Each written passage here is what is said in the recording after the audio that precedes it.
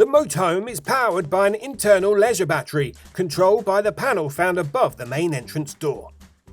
The big button in the middle with the power symbol on it turns the electrical power to the motorhome on and off.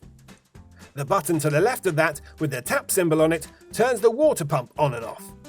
You'll know when it's on when the light appears above. This will need to be switched on for the taps, shower and toilet flush to work. Switch the water pump off when not in use. If you were to run out of water, the pump would overrun and burn itself out. The button to the right of the power button is where you can check your levels.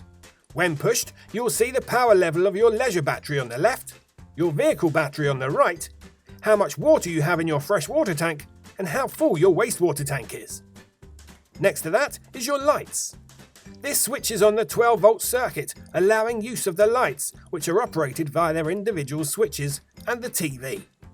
The button on the far left is the frost protect and is only required during cold temperatures so that the water tank does not freeze. The button at the top of the display is for the outside light. Again, you'll know when it is on when the green light displays above the picture of the motorhome. Please note that the leisure battery will not power the 3-pin plug sockets. In order for the 3-pin plug sockets to work, you'll need to be connected to mains power via electric hookup or a generator. Once connected, a green light will come on above the flash symbol. When leaving the motorhome, you should always turn off the control panel.